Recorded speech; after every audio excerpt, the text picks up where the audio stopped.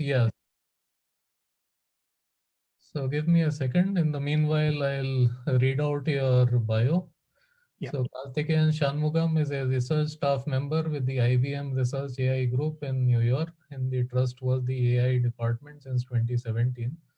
And previously, he was a Herman Goldstein postdoctoral fellow in the Math Science Division at IBM Research in New York. He obtained his PhD in electrical and computer engineering from UT 2016, MSc in EE from USC in 2012, and BTech, MTech degrees in EE from IIT Madras in 2010. Uh, his research interests broadly lie in statistical machine learning, optimization, graph algorithms, and information theory. In ML, his focus is on causal inference, online learning, transfer learning, and explainable ML. He has won several awards in IBM for his contributions to explainable AI and causal inference, including the Corporate Technical Award in 2021, the highest technical award in IBM. Okay, over to you, Karthikeyan. Yeah. Thanks a lot for the introduction, and thanks for having me give this talk. So today's topic is actually a bandit problem. So unlike probably many other talks that you've heard over the workshop, it's not exactly reinforcement learning with MDPs, but it's a slightly simpler setting.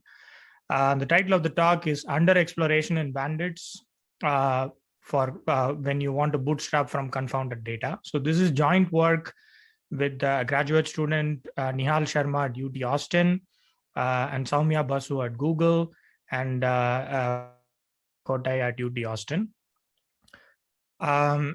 So let me begin with the motivation behind this work, and then I'll spend a little bit of time trying to motivate the problem, and then I'll just go into the main key ideas behind our algorithm.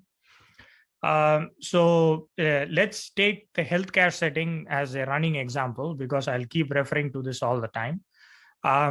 So there were patients who come to a hospital, right? And there is a doctor. Let's say the person has a specific, she or he is a specialist in treating a specific condition, right, or a disease. And then you look at the context of the patient. You actually observe the patient physically. You do some tests, maybe also record something in the electronic health record. And then you decide that the patient has to be treated in a specific way. And then you have a bunch of treatment options that is available. And depending on your observation about the patient, both electronic and otherwise, you basically decide on an intervention and you wait for the outcome, maybe a few more days, and then you basically note down the effect, right?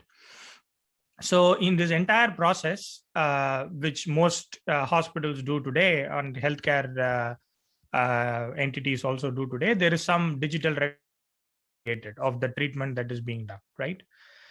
Now we want to answer the following question. Suppose you want to replace the doctor, or you want to, let's say, come up with a personalized treatment recommendation assistant, which is machine learning powered or data driven.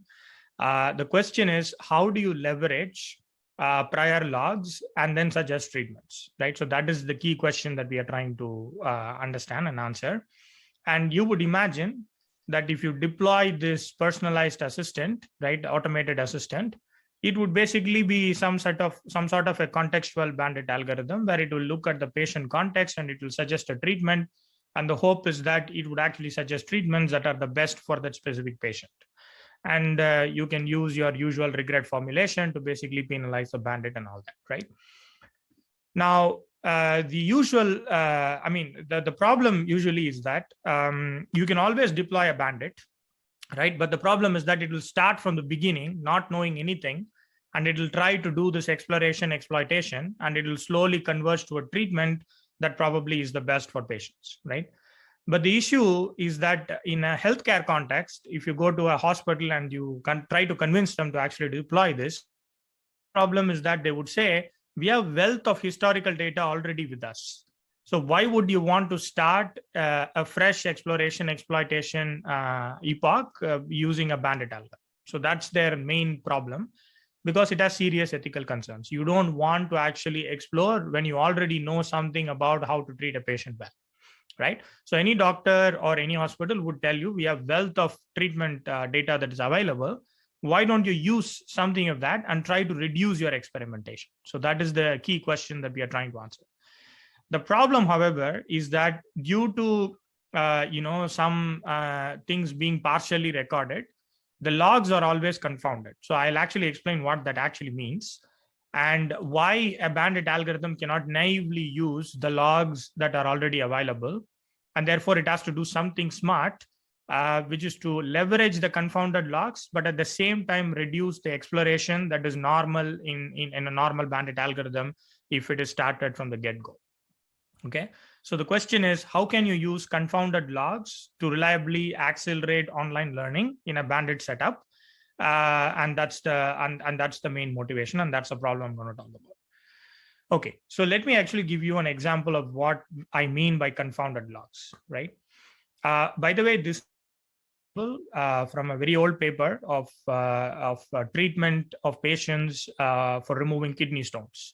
So you basically have two treatments. There's an open surgery, and there is some sort of a non-invasive surgery, which is this percutaneous nephrolithomy. Okay, the name is not very important. The thing is, one is you cut open something and then you try to take the kidney stones out, and then the other thing, it's basically less invasive. Now, usually what happens is when you go to a doctor, the doctor understands whether you have a small kidney stone or a large kidney stone, right? Either by inspection or by just asking you about your symptoms and so on. And let's say there is no facility to record everything and anything. And let's say they forgot to record this key important fact, right? And this is unobserved for your logs, right? But the doctor knew when the person was trying to treat a patient, right? Now, if you had patients with small stones, right, and if you had to give the open surgery, it will actually succeed with very, very high probability, 93%. It's just that you don't require an open surgery because the stones are small, and you could actually do something with a non-invasive treatment, and which still has a very high probability of success. I'm reading out the second column in the table. Patients with large stones, then probably you won't even recommend the treatment B, right? There's a bias, and you would probably go for the open surgery, and that has a higher probability of success, right? But let's say the odds of you getting patients with certain type of context with small kidney stone, large kidney stones is given here, right? The total number of patients is 350, and they are split across in this particular way. Now, if you look at the on average, average over the kidney stone size, suppose you look at what is the average effectiveness of a specific treatment, right? Then from the table, it would basically seem that the open surgery is actually less effective than basically the non-invasive surgery. Okay, so that is what this table says.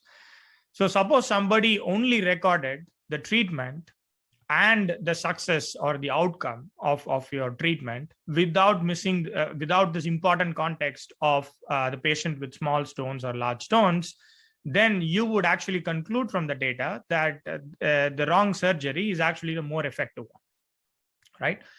So this is actually the key problem when you actually rely on health records, because you do not know what exactly was the context that was used to decide the treatment in the first place. Basically, some treatments see easier cases and some treatments were actually given harder cases. And therefore, it might seem on average that the better treatment is actually worse. There is also another example where you have 3 types of treatments and there are some biomarkers, and depending on the biomarker, you want to actually decide which intervention you want to give. And depending on the biomarker, you basically decide on one of the treatment options. That is a true data as seen by the doctor. But for, let's say, for some reason, the biomarkers were not recorded, the context was not fully recorded, and you only have the intervention and the average effect, and the same issue actually happens. You might actually pick a naive strategy, but the true best intervention could be something else, right? The main challenge is, okay, you have confounded data. Actually, the bandit literature, in some sense, is motivated by the fact that when you have confounded data, you cannot rely on that because there is some unobserved context that affected the treatment choice. And therefore, the effects or the average effects that you're seeing are not the true effects if you were to pull the arm, right? And therefore, I would ignore them and do the fresh bandit. But the problem is, in a healthcare context, you don't want to ignore a treasure trove of data and start doing exploitation from the beginning. The key question is, can you leverage confounded data in some way? Is it helpful? And how can you leverage it? And what can be learned from it? And whatever that can be learned from it, how can we use it to warm start the adaptive interventional stage, which is the bandit, right? So that is really the problem that I'm going to talk about. I will spend a little bit less time on how you can use confounded data. I'll just cite certain existing causal inference work that motivates a certain kind of learning that you can do from confounded data. And I'm going to assume that that is possible. And then I'm going to more focus on how can you actually bootstrap a bandit from such information that can be gleaned from confounded data. Okay, so let me mathematize the problem a little bit, and you can sort of see what the issue is. So the patient context is divided into two parts, Z and U. Z is the observed context that you actually record, like maybe some demographic information or some other information. And there is some unrecorded context. Maybe you see the patient, you start inferring certain conditions of the patient, but you don't record everything in your medical record, right? So it's partially recorded. But the doctor actually knows both the contexts. It's available to that person when she makes the decision for doing an intervention. And then you see some observed effects, which actually depend on everything. The intervention that you have suggested and the observed context. In the examples I gave before, for example, the kidney stone, there is no Z, but the U is actually the kidney stone size, and that's not recorded, right? So this is the information that is actually seen by the doctor, right? But when you go and you want to bootstrap an ML assistant, the data that you are given does not have one column, which is basically the unrecorded context U, right? So there is assume that there is an infinite set of tuples of the form. There is a recorded context, observed context, and then the treatment and the effect. But there's one more column that's just missing. It's just not there. But we don't even know what it is. We don't even know how many columns are missing. We don't even know the support of that particular variable. All we know is that possibly there could be something that exists. And this is always usually the case in things like healthcare, right?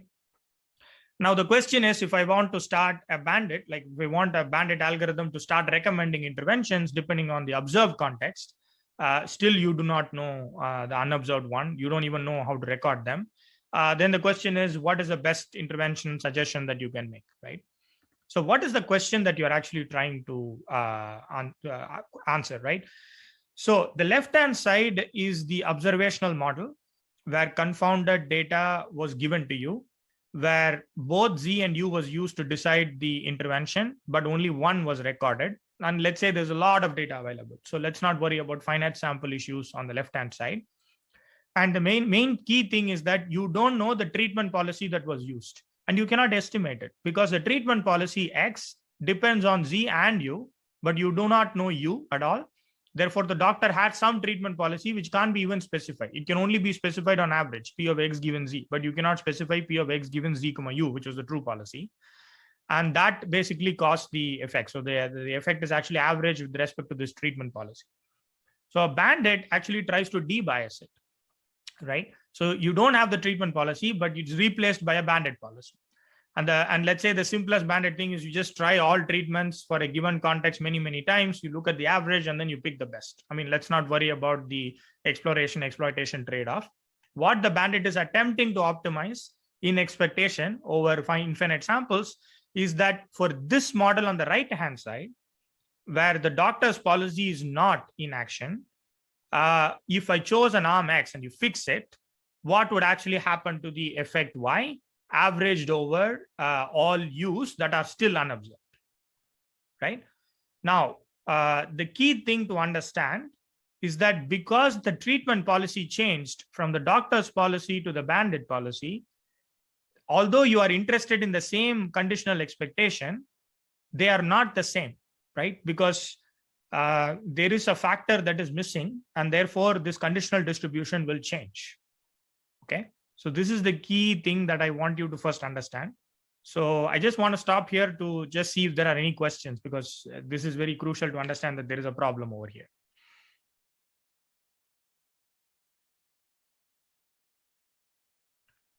Okay, so I'm assuming that there are no questions. So to just be very clear, if suppose U was not even there, and let's say the treatment policy of the doctor does not depend on any hidden U, then there is no issue. There is direct equality. You can just read off this conditional expectation from the left-hand side log. The main problem is that there is some unobserved variable which actually biased the treatment policy.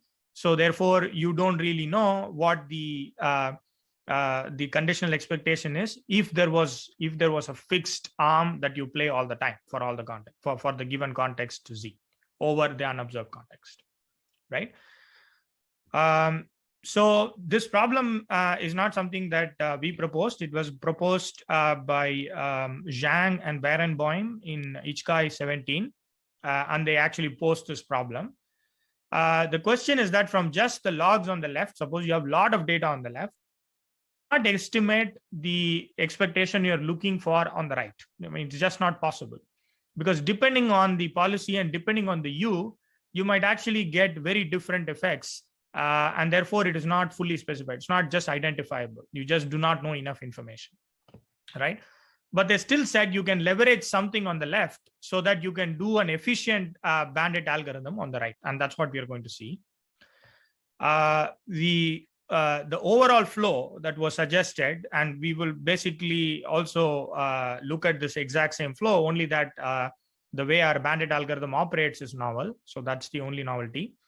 But the main thing is that from the confounded logs, you first try to extract bounds on the treatment effect that you want to estimate. So basically, if the same arm was pulled many times without disregarding the doctor's policy, there is an expected effect on the right-hand side that you would want the bandit policy to compare among different options, and you want to choose the best option. That's what the bandit is trying to do, basically, right?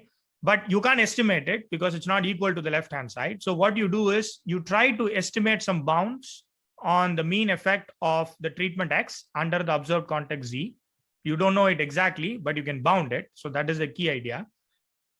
Bounds on the means, can you actually do something non-trivial to a bandit and reduce exploration? So that is really the question. Okay. There is a lot of prior work on trying to actually use side information, but in non-confounded settings. But our problem is distinctly different, because there is something that is not recorded, but that influenced the treatment and the outcome. It still influences the outcome, but you're averaging over it in the bandit side, right? Okay. So I have to first tell you what can you do with the confounded logs in the first place, right? So the claim is the following. So if you have any confounded log, what you can try to do, applying some causal inference techniques, is the following. For every arm, the true mean is something which is basically denoted by the X mark, the green X mark. What you can do is you can, from the confounded logs, let's say you have a lot of them, forget about finite sample issues, you can actually get a bound on the true mean, some lower bound and an upper bound, right? Sometimes you may get lucky that the bounds are so close to each other. Sometimes you may not be so lucky and the bounds are very wide. And basically because the unknown context was so important in your treatment choice, then you will actually have a huge interval that you have to worry about, right? So even when you don't have any bandit samples yet, you have not yet deployed your assistant to pull any arm yet, right? But you will still be able to find out that the true mean of a given arm lies between a specific interval, right? So that is the information that you can get from the confounded logs. So just take it from me. The arm means cannot be estimated, but a bound on them can actually be obtained. So I just have to tell you a little bit about how the bounds can be obtained. So there is this very usual assumption that is made in causal inference. Whenever you have confounded logs, what you do is you say, okay, whatever that unknown context is, let's assume that it is discrete for just the sake of the talk, everything is discrete. There are discrete contexts, discrete actions, and then there's discrete set of unknown contexts, right? You basically say that the treatment odds, basically the probability by which I decide my treatment is not so sensitive to the unknown U. You are not saying it is completely independent. You are just saying that the sensitivity is bounded, right? So basically here what it says is that if I want to look at treatment option X versus X for the same Z or under U prime, the ratios won't be very different, right? And you basically say that I will look at all possible unknown contexts and all possible treatment policies, which basically satisfy this assumption. Of course, I'm making an assumption here about how the confounding happened, but it is not a parametric assumption of any sort. It is basically a non-parametric assumption. And the only assumption you're making is that my treatment choice is less sensitive given the observed context on the unknown one, and the sensitivity is bounded by some number. That's all you're assuming here, okay? If you make this assumption, then there are a lot of works. I mean, it's a very classic work. This is called sensitivity analysis and causal inference.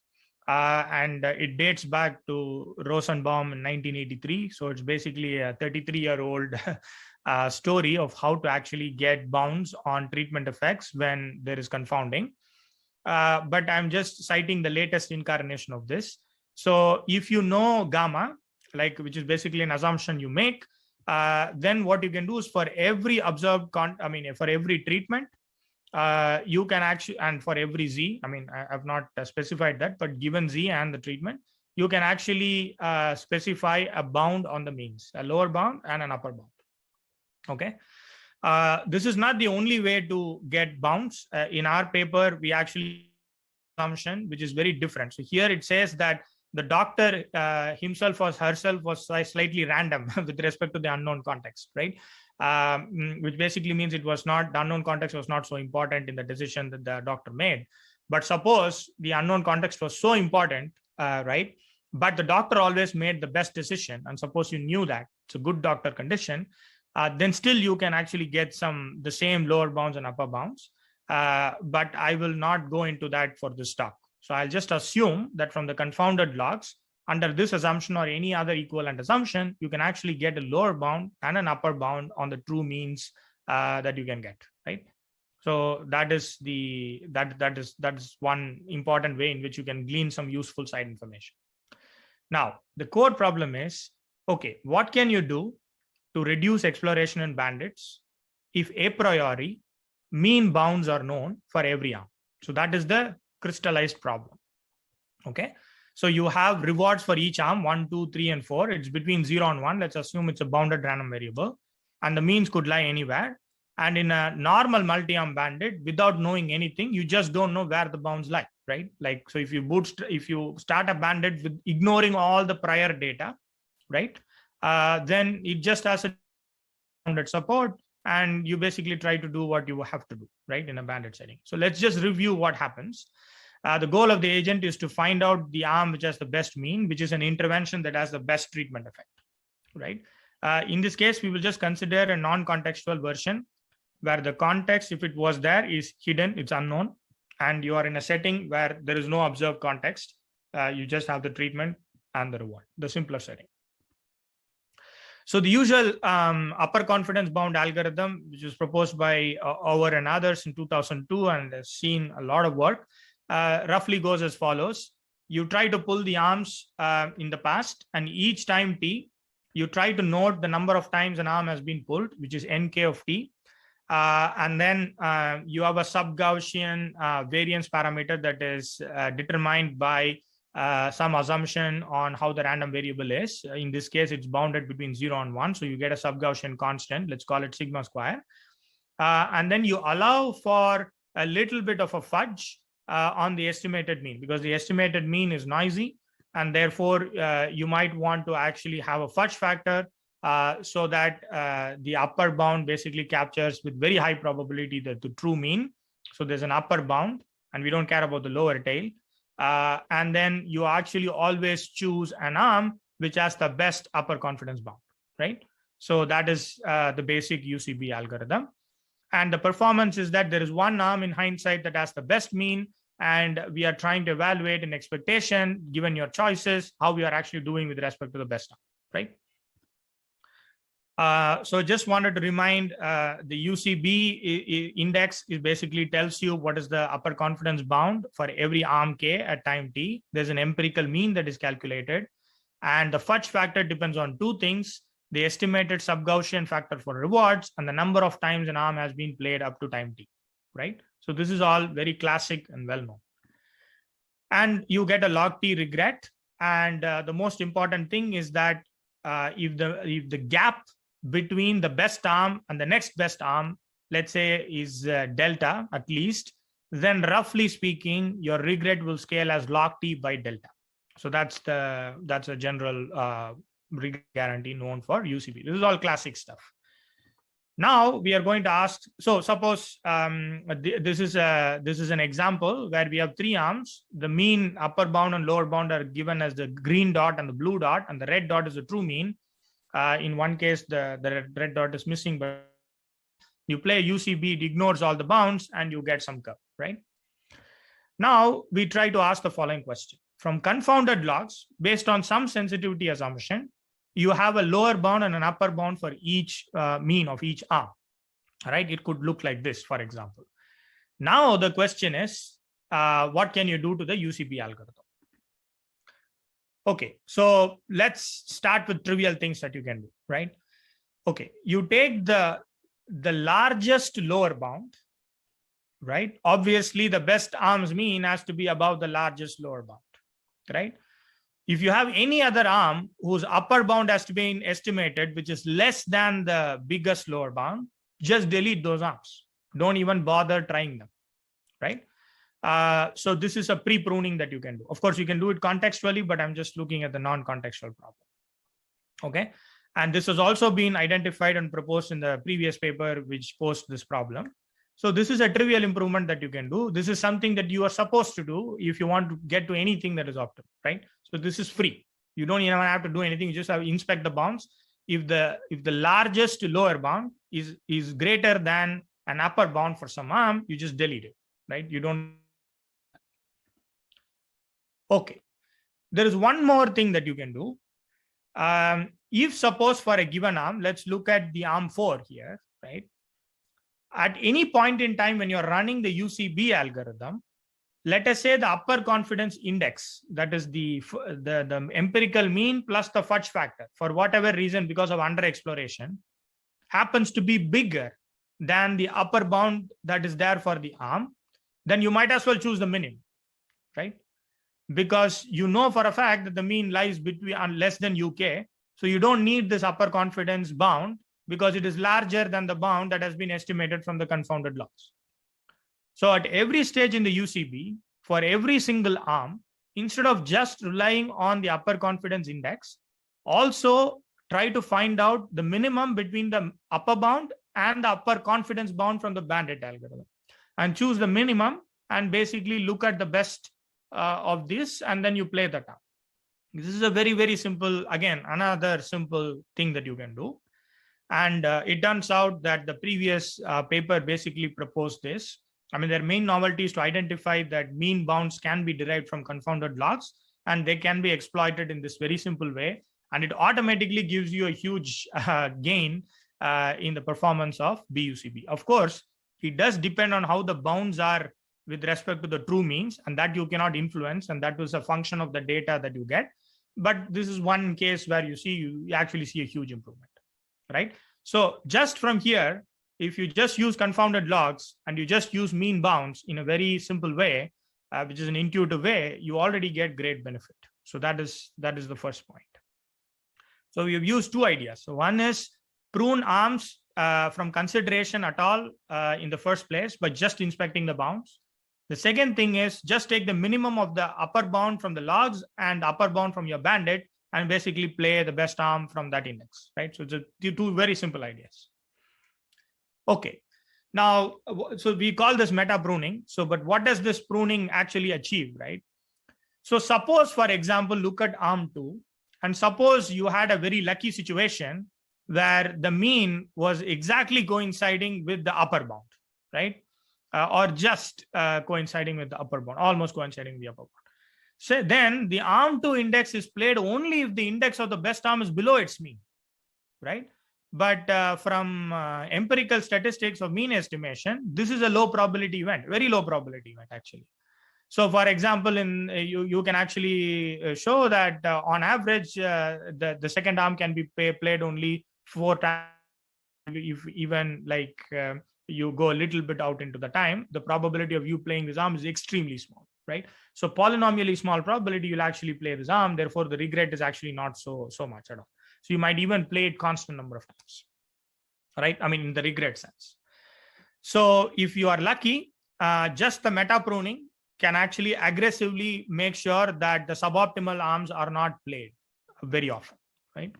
So that's why you get so the bump you get is because after a very long period of time, after a very long period of time, basically the mean does go. I mean, the UCB does go lesser than the mean because of variation, and that's why you get that small bump. So during that 3,000 to 4,000, there is a small sweet spot where your upper confidence bound is actually lesser than the true mean. I mean, it's a low probability event, but it can happen.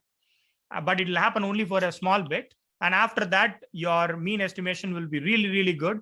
And therefore, again, you won't play this arm for a very long time.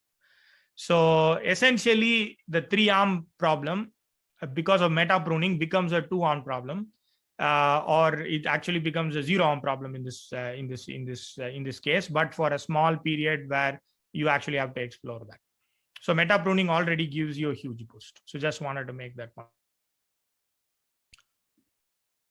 Okay, so somebody might ask, okay, why do you use UCB indices? Why can't you use KL-UCB? Sure, you can use KL-UCB and you can do the same clipping business, because KL-UCB also will give you some sort of a score that you are optimizing over, and you can always pick the one with the which is the minimum of the score and the one that is guaranteed by the upper bound on from the confounded logs, and you can actually gain. So if you plot that, it's slightly better than this.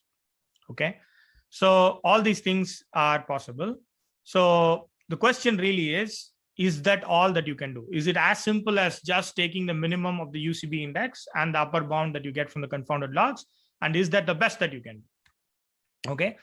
The most important point that I want to note is that in the fudge factor, the sub-Gaussian constant is still the same as the sub-Gaussian constant of a pure banded problem.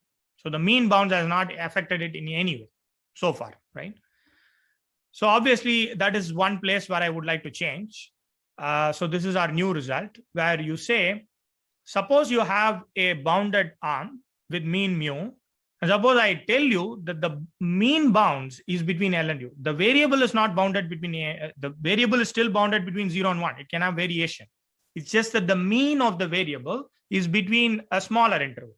Suppose I give you that, the sub-Gaussian constant can be tweaked. So instead of the last one, 2n epsilon square by b minus a squared, you can actually get something that is much better. Of course, it's a messy expression, but that's not very important. What's important is that if I give you L and U, you can actually tweak the sub-Gaussian constant very effectively. So that is what I'm trying to say here. Therefore, this new sigma k square now depends on LK and UK. Reduced. So now you are taking the meta pruning.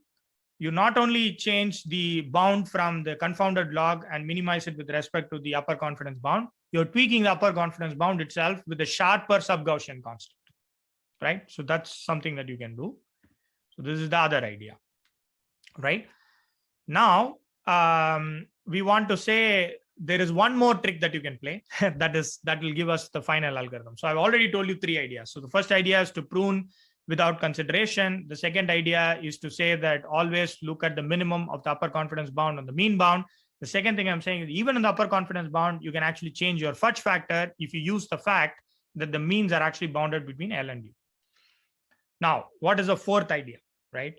So let's take a toy problem and understand what you can actually do more from whatever I've said so far already. Now, consider a fresh banded instance where somebody told you that the best arm has a sub-Gaussian factor, which is called sigma square best. Somebody told you that it has the best sub-Gaussian factor. You don't have to worry about how they came to it, but somebody told you that this is the best sub-Gaussian factor that they can get. Then it is better to play UCB, assuming that all arms have the minimum of their sub-Gaussian factors and this best sub-Gaussian factor. It will not be a correct upper bound on the suboptimal arms, not to worry, but it will be the correct bound for the optimal arm, right? So knowing that the best arm has a specific subgaussian factor helps you reduce uniformly by minimization, point-wise minimization with respect to this, the subgaussian factors of all arms, and you basically play the UCB algorithm. Now, it is not anymore optimism under uncertainty at all. In fact, it is not at all optimal arms because, there's a random variable whose subgaussian factor is sigma k. But I am pretending that it is a random variable with the subgaussian factor sigma best.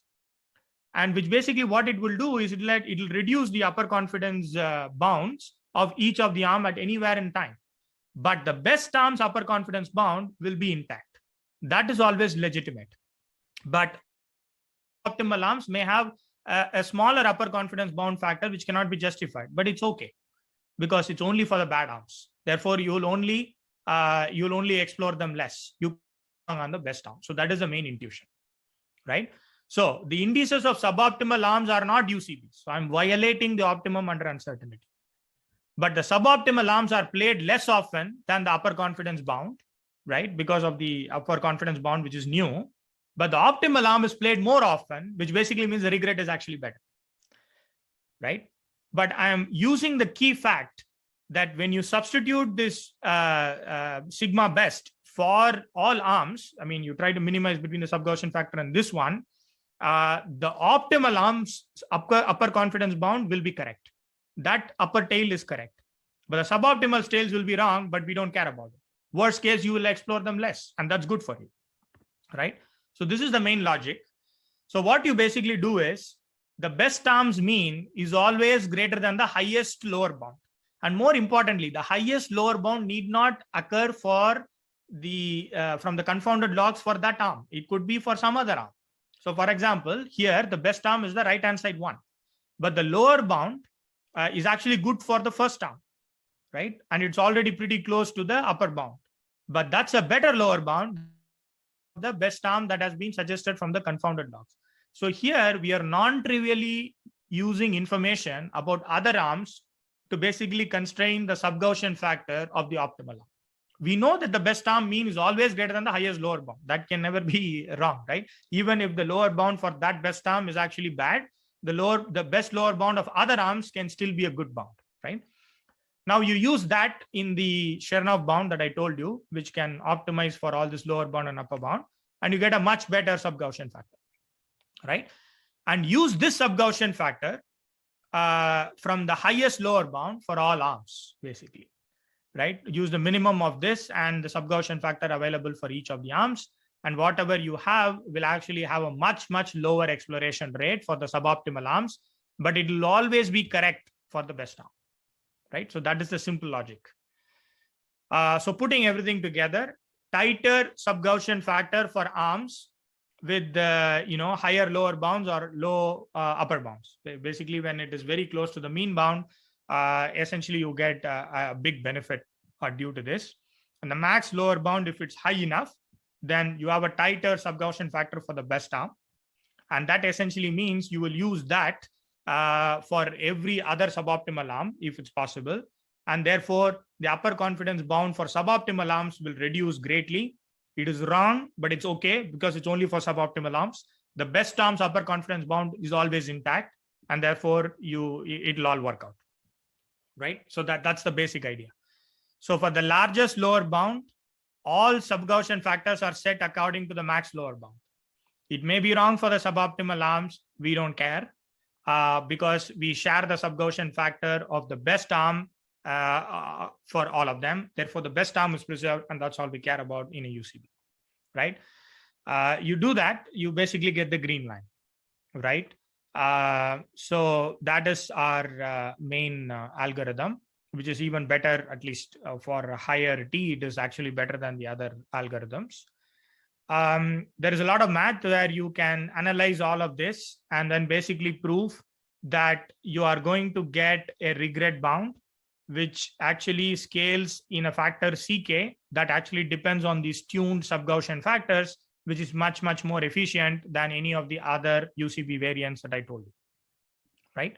So we call this global underexplore. Why is that? If you take the best sub-Gaussian factor of the UCB, so of the best lower bound, and you distribute it across, and you intentionally make a mistake on the upper confidence bound of the suboptimal arms, you under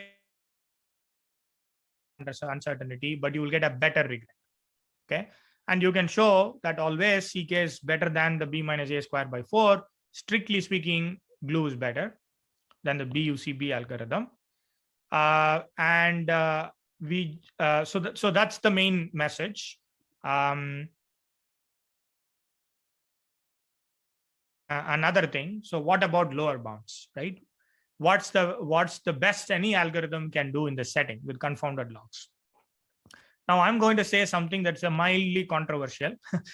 So let me explain some prior work. So there was this paper called OSSB, which is basically bandits with side information by Combs et al. In 2017, where they said, suppose you know the distribution of all the arms a priori and the means that are possible, right? It's basically given as a side information. So the means can come from this set or this set or this set.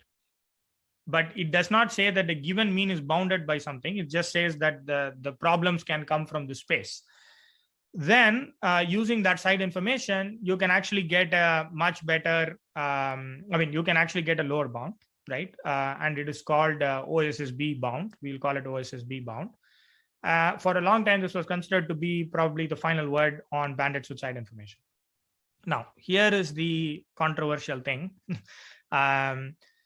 So we want you to focus on this very specific, very simple toy case, okay?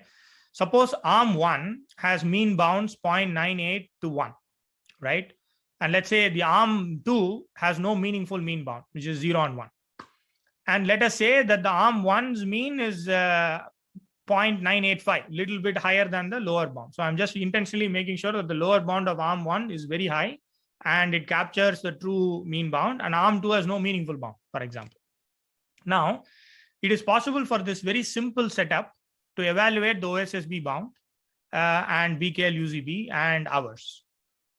The interesting thing is that if you look at the regret of the glue, our algorithm, it's better than the lower bound of the OSSB. Okay. It's not a controversial statement. All that means is that OSSB does not capture the side information that comes from partial context observation, that comes from confounded logs, and you can experimentally show it. And this is an example that we give. And if you look at the arm 1 and arm 2's mean value, where the bounds are always fixed, 0.98 to 1 for the arm 1 and 0.0 to 1 for the arm 2, there is a huge red region where glue is better than OSSB. Okay. And you can actually experimentally, you can run it to infinity and you can actually see that actually it happens, right? And our brown curve is the lower bound, and the green curve is actually our empirical. You can calculate the bound, and you can also plot the empirical performance. In both cases, you can actually show that the glue bound is actually lower than the side information bound. So we don't yet fully understand this phenomenon, but all we can say is that the current banded bounds for side information does not capture the case of confounded logs. So we went through the lower bound proof that is standard in bandits, which uses LeCamps inequality and all that. This is the only place where we think there is a problem, and it needs to be definitely fixed. So to compute lower bounds, you take a sequence of actions and context and rewards, and you look at under your policy, what is the probability of that sequence occurring? And this is just nothing but all your previous actions and context. What is your banded policy that would actually, X is actually reward here. What is a banded policy would give at time t, which action it would pick, and there's a probability distribution, and there's a policy, right? So it's basically a product of such things. Now, in our case, suppose the mean bounds for arm 1 basically coincide. Suppose they're exactly 1 literally, which basically means it's known, and no info about arm 2. Suppose that is the case. What actually happens is that you have infinite place in the past with an unobserved context, right? where arm 1 has been played and some reward has been collected, but under a different model, not under the same model. So the arm has not been played, but until time 0, there was a different model under which arm 1 was played under some context, unobserved, and then you got some rewards. And you always played 1, 1, 1, 1, 1, 1, and you know exactly what the mean bounds are, basically, right? And you have infinite such plays. Now, when you try to understand what is the probability of me observing a sequence during the bandit time, right, between 0 and n, you have to actually condition on an infinite history or a semi-infinite history. And that basically creates some issues with measures, basically. So this step cannot be carried out, at least for confounded logs with the infinite samples. So that is the only issue we found for the lower bounds that happen. And that's probably why confounded logs are not exactly captured by current bounds on side information for bandits. I mean, there is some stuff about how we prove the regret bound. It's not very important, but the key thing is to track the subgaussian factor and argue that it's all right for you to have the bad subgaussian factor, which means a lesser subgaussian factor for suboptimal arms, as long as you have the correct one for the optimal arm. And the lower bounds and the bounds actually help you achieve this and a non-trivial subgaussian factor. We have some experiments on some semi-synthetic data too, but I'm not showing all of that. And you will get very similar performance that I showed you in these things. But it depends on the mean bound. So it's not universally true, but it is always better than BUCB. That you can definitely show. And sometimes it is better than OSSB bound. And that is because we actually do some underexplore based on the mean bounds, and you distribute the subgaussian factor. You sometimes of OSSB, right? So conclusions is the following. Confounded logs from causal inference leads to mean bounds on the actions. Systematically on the suboptimal arms by leveraging these mean bounds, because we can basically make sure that you can get a conservative subgaussian factor that is correct for the optimal arm, but it is less and incorrect for the suboptimal arm, but that won't hurt you because it will only lead to more underexploration and the regret bounds all work out, right? So that is the key trick. So we can globally underexplore for the suboptimal arms by basically sharing the subgaussian factor that is refined for the optimal arm for everything else. Okay, so that's what we have concluded, and this algorithm basically is our main contribution, and there are some regret bounds in the paper. Now, the next obvious question is, if the logs are finite, what do you do? Like if I basically said the bounds are calculated like literally almost deterministically, which is true if you solve everything in expectation from the causal inference side. So what if the mean bounds are only probabilistic, right? So we don't know the correct answer to this question. Like, for example, one question would be, can you derive a low function? And how do you do these probabilistically approximate mean bounds? How would you actually solve bandits, right? And what are the lower bounds that are applicable? These are very, very interesting questions. And a more interesting question is, if you go to linear bandits, or if you go to contextual bandits in the policy space or in the realizable setting, how do any of these things actually play out? Because if you look at the latest work in contextual bandits, at least in the realizable setting, it's not a UCB based algorithm. It is something else. So the question is, how can you use these mean bounds in those contexts? So those things are completely open and underexplored problems. And these are the references starting from Lyon Robbins and and talking about some sort of side information that can be leveraged in multi-arm bandits, which is very, very different from the side information that we have leveraged. That's a point I wanted to make. So I'll take some questions if there are any. But I just want to say one more thing. We have our own new techniques for extracting bounds that do not satisfy the sensitivity condition. What if your doctor truly leveraged the unobserved context and it is very, very important? Then can you still give any bounds? It turns out that we have a good doctor condition. So the doctor knew what he or she was doing, which is they leverage the unobserved context, but it's always in the best way for every patient. Suppose that was the case. The log only contains information about the unique best intervention, but under each visible context and some unobserved thing, right? Then under some conditions, we can actually derive some lower bounds and upper bounds, even in the good doctor case. But this is orthogonal to the banded problem. So there are alternate ways of deriving lower and upper bounds that do not satisfy the sensitivity condition that I said first in my talk. So we have some extra results on that too. But I didn't, because for lack of time, I just didn't want to go into that. Yeah. So are there any questions? So there ends my talk. Thanks, Karthikeyan. We have time for questions. If there are any questions, please just unmute yourself and ask.